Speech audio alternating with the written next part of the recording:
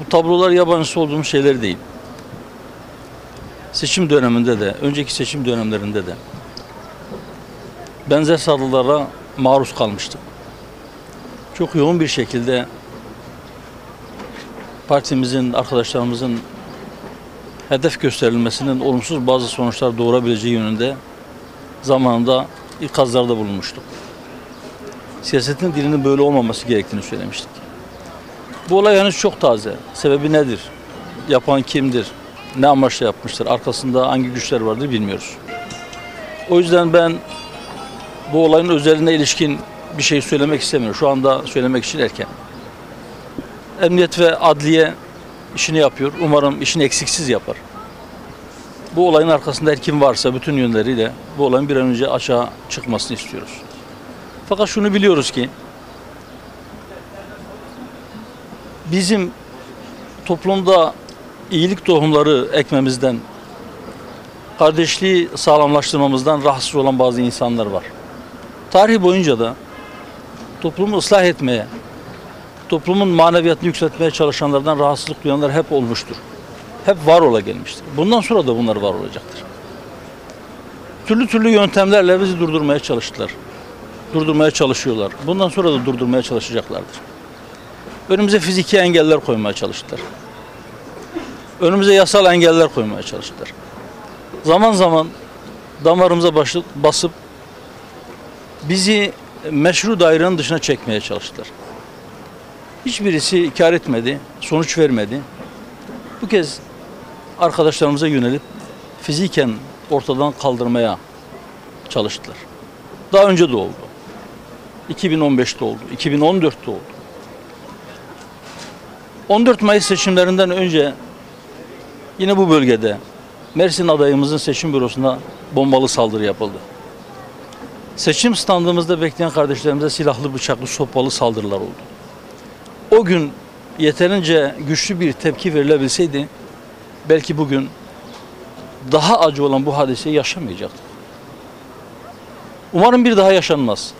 Bu seferki hadiseye siyaset dünyasından güçlü tepkiler geldi, gelmeye devam ediyor. Kime yapılırsa yapılsın, bu tür bir saldırının kabul edilebilir bir tarafı yoktur. Bu saldırıların devam etmemesi için mutlaka herkesin kendine düşeni yapması gerekiyor. Evet, belki şu anda bizi fiziken ortadan kaldırmaya, arkadaşlarımızı toprağın altında gömmeye bizi mecbur ediyorlar ama merhum Aliye İzzet Begoviç'in dediği gibi bizim tohum olduğumuzu belki bilmiyorlar. İnşallah daha güçlü bir şekilde biz çalışmalarımızı sürdüreceğiz. Biz yine iyilik tohumları ekmeye, biz yine toplumun ıslahı için elimizden gelen her türlü çabayı ortaya koymaya devam edeceğiz. Bizi durdurmaya çalışanlara buradan şu mesajı vermek istiyorum. Beyhude uğraşıyorsunuz. İnşallah ne bizi meşru dairenin dışına çekebileceksiniz, ne bizim gözümüzü korkutabileceksiniz, ne bizi hizmetlerimizden durdurabileceksiniz, geri koyabileceksiniz. Bu asla mümkün değildir. Öyleyse gelin siz yaptığınız bu meş'um işlerden, yaptığınız bu menfur işlerden, nefret edilesi kötü işlerinizden vazgeçin. Hepimiz bu memlekette yaşıyoruz ve insanımızın iyiliğe ermesi, insanlığımızın yücelmesi için, gençlerimizin kötülüklerden korunması için, toplumumuzun daha huzurlu, daha müreffeh, daha medeni, daha yaşanılabilir bir toplum olması için el birliğiyle çalışalım. Biz dostuz. Biz milletimizin menfaatine ne iş varsa hepsini yapmaya devam edeceğiz. Ve herkesi de ıslah çalışmalarına, iyilik ve kardeşlik çalışmalarına destek vermeye davet ediyoruz. Gelin bu mücadeleyi el birliğiyle büyütelim. Gelin kardeşliğimizi pekiştirelim. Gelin kötülüğü aramızdan kovalım. Gelin kötü insanları hep birlikte telin edelim ve onları durdurmak için el birliği yapalım. İlginiz için hepinize teşekkür ediyorum. Acımız büyüktür. Kardeşimiz ibadet esnasında vurulup Rabbine kavuşmuştur. Bu onun için bir kurtuluştur. Ve bizler de o inançtayız ki iyilik mücadelesi verirken Rabbim Allah'tır dediği için saldırıya uğrayan insanlar aslında bir şey kaybetmemiştir. Belki sadece dünya hayatını kaybetmiştir. Ama inşallah onlar Rableri katında kazanmışlardır. Biz buna inanıyoruz.